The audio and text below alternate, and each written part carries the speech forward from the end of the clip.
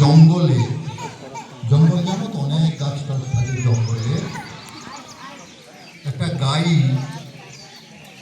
গাই জানো, গাই ওই যে দুধ দেয় গাই, ও ঘাস খেতে খেতে জঙ্গলের ভিতরে ঢুকে পড়েছে। তো জঙ্গলের কাছে দেখে একটা জায়গায় অনেক লম্বা লম্বা ঘাস। তো গাইটা ভাবলো, আরে এই ঘাসগুলো তো কেউ খায় না। তখন গাইটাও ঘাস খাওয়ার জন্য গেছে। যেই ঘাস খাওয়ার জন্য নেমেছে, লম্বা লম্বা ঘাস,